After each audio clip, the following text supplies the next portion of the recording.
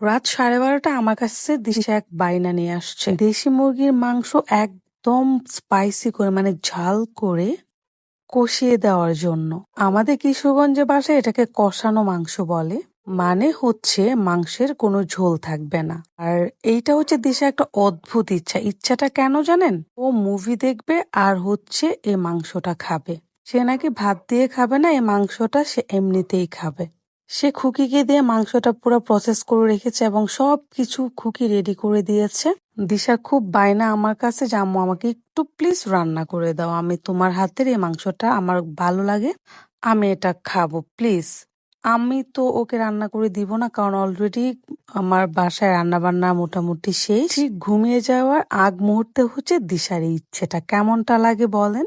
আমি বললাম আমি তো একা রান্না করবো না, তুমি আমাকে হেল্প করো। বলে আচ্ছা ঠিক আছে আম্মু, আমি একটু নাড়ানাড়ি করবো, নাড়ানাড়ি করে তোমাকে একটু তরকারির মধ্যে হেল্প করব।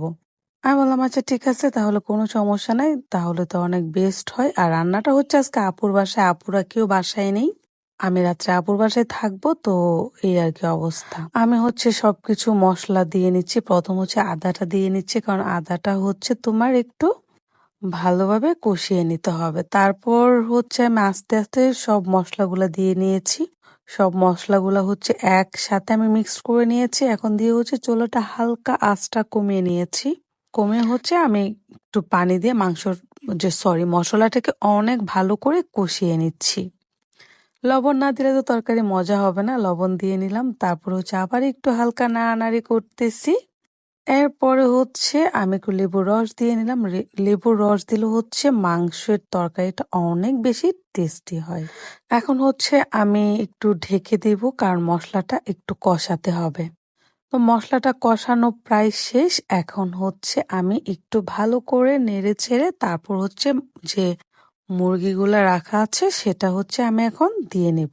আর এটা হচ্ছে দেশি মুরগির, এখানে 2টা মুরগি হচ্ছে তোমার প্রসেস করেছে। আমি 2টা মুরগি হচ্ছে রান্না করতেছি।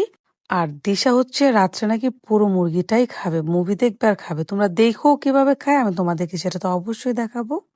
আমি হচ্ছে মাংসটাকে খুব সুন্দর করে মিক্সড করে নিচ্ছি মশলার সাথে, কারণ মশলাটা ঠিকভাবে মিক্সড না হলে তো মাংসের ভিতরে মশলাটা যাবে না, আর খেতেও তোমার অতটা টেস্ট হবে না।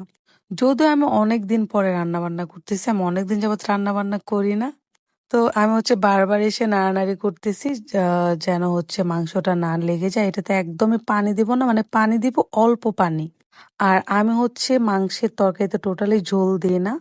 দিশা মূলত ঝোল তরকারি পছন্দ করে, বাট হচ্ছে এই তরকারিটা আমি মাঝে মধ্যে রান্না করি, দিশা এই তরকারিটা খুবই পছন্দ করে। কারণ এটাতে আমি একটুখানি পানি দিয়ে হচ্ছে মানে কি বলবো একদম গ্রেভি রাখি।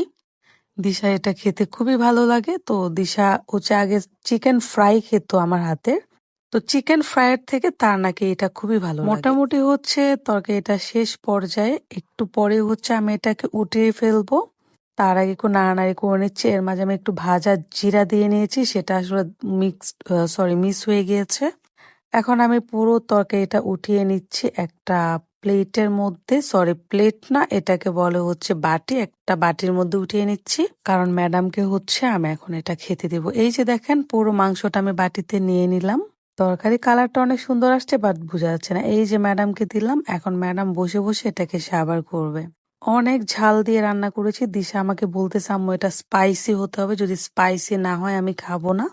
আমি বললাম কোনো সমস্যা নেই। তো ও খাচ্ছে, খাওয়ার আগেই সে হচ্ছে আমাকে হাতে ইশারা দিচ্ছে যে ও যেমনটা চেয়েছে ঠিক ওরকম নাকি হয়েছে, ও নাকি খুবই মজা লাগতেছে।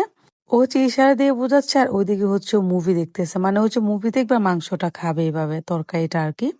আমি বললাম তুমি কি একটু মানে ভাত দেবো? বলে না, আমি আগে এভাবে খেয়ে নিই, তারপর যদি আমার ইচ্ছে করে আমি শেষে হচ্ছে একটু ভাত দিয়ে খাবো। কোনো সমস্যা নাই, ও বসে বসে খাচ্ছে আর আমাদেরকে খুব ভালো লাগতেছে। অনেকদিন পরে আমি ওকে রান্না করে দিয়েছি, কারণ ইদানিং সব রান্না আপুই করে, আপুর বাসায় খাওয়া দাওয়া করি। তো এই হচ্ছে তার বসে বসে খাওয়া দাওয়া। তো এখন আমি যেটা করব, কারণ আমার